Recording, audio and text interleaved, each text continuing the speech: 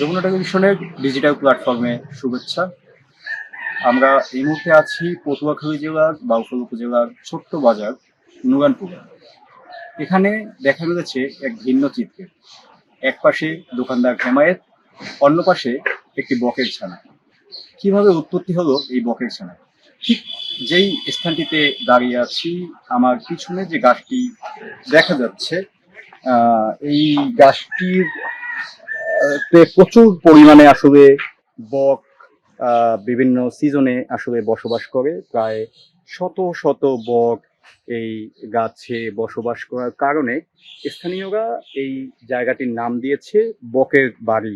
সেই বকের বাড়ি থেকেই আসলে একটি বকের ছানা বাতাসের ঝাপটায় নিচে পড়ে যায় এবং নিচে পড়ে যাওয়ার পরে সেখান থেকে একটি গুইসাপ ওই বকের ছানাটিকে আক্রমণ করে এবং আক্রমণ করার পরে যে হেমায়েত উদ্দিন রয়েছেন এই বাজারের একজন ব্যবসায়ী, তিনি এটা দেখে বকটিকে উদ্ধার করেন। উদ্ধার করার পরে তিনি আসলে বকটিকে যে ক্ষত স্থানগুলো রয়েছে সেগুলো আসলে নিজের মতো করে যত্ন করে আসলে চিকিৎসা করায় এবং এরপরে এই বকটি তাকে একটা ভিন্ন ধরনের মায়ায় জড়িয়ে আসলে তার সাথেই থেকে যায় দীর্ঘ প্রায় 4 মাস ধরে।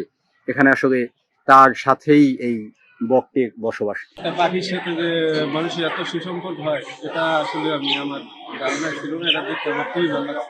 যখন ঝড় তুফান হয় না বড় ধরনের, তখন বাসা থেকে বাচ্চা পড়ে যায়, তখন নিচে পড়লে ওই গুই সাপে টাইনা নিয়ে যেতেছিল, তখন সে ওইটা উদ্ধার করে আনছে। বক আপনার এই বৈশাখ মাস আইলে পরে আবার বক মনে করেন বাড়াই এবার করে আমরা বাচ্চা করাই এই গাছটাতেই এই গাছটাই। এই জন্য কি এটাকে আপনারা বকের বাড়ি বলেন? হ্যাঁ, সবাই তো মনে করে বলে, সবাই বকের বাড়ি বকের বাড়ি হিসেবে পরিচিত। বকের বাড়ি বলে। মানে আমাদের অনেক ভালো লাগে। আমাদের এলাকায় অনেকে আসে, ছবি তোলে, ফেসবুকে আমরা দেখি যে ভাইরাল হয়েছে, এটা অনেক জায়গায় দেখি। আমাদের ভালো লাগে যে নুরনপুরের মতো এই জায়গায় আমরা বকের বাড়ি নামে পরিচিত, এত হাজার হাজার বক বছরে আসে। মাঝে মধ্যে বকটি একটু এদিক সেদিক উড়ে গেলেও আবার ফিরে আসে হেমায়েতের কাছে। বাজারের লোকজন আসলে প্রতিনিয়ত হেমায়েতের সাথে এই বকের যে আসলে একটি খুনসুটি, এটি দেখে আসলে খুবই আনন্দ পায়। লোকজন বলছে যে সাদা মায়ায় জড়িয়ে গেছে হেমায়েত। উদ্ধার করে এনে লালন পালন করি। প্রথম 2-1 দিন আমার ওরে খাওয়াই দিতে হয়েছে নিজে হাতে, পরে ও মাছ এনে দিলে ও নিজে ঠোকে ঠোকে একা একা খায়। ওই থেকেই ও আসলে মূলত এখানে থাকতেছে। আর যাচ্ছে না যে তা না, ও একটু দূরে যায় আবার চলে আসে। আর হলো যাইয়া মাছটা আমার সংগ্রহ করতে হয়, আমি কিনে রাখি। আবার কিছু মাছ আমি রাতের বেলা ধরে ওকে খাওয়াই। ওই যে সংকেত দেয় হলো যাইয়া আপনার ওদের ভাষায় ওর যেভাবে আর কি ডাকাডাকি করে, ওইভাবেই আর কি আমার পাশে আইসা ডাকলে আমি ওরে যে মাছ দিই আর কি। লোকজন বাজারে দেখে ভয় পায় না? না, ভয় পায় না কেউ, আর ও ভয় পায় না, কারণ ও মানুষের সাথে থাকতে থাকতে অভ্যস্ত হয়ে গেছে। তো এখন ও মানুষ দেখলে আর কি উড়াল দিয়ে কোথাও যায় না।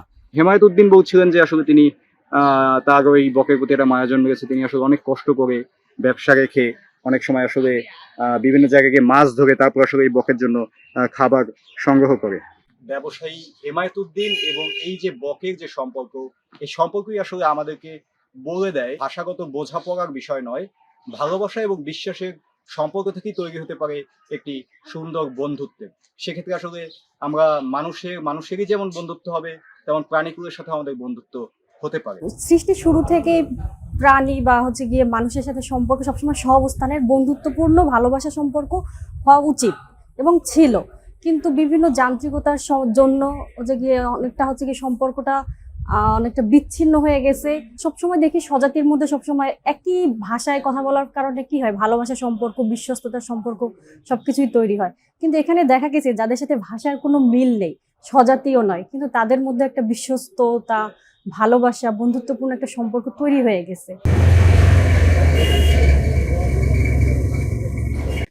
রইসুল ইসলাম ইমন, যমুনা নিউজ, বাউফল, পটুয়াখালী।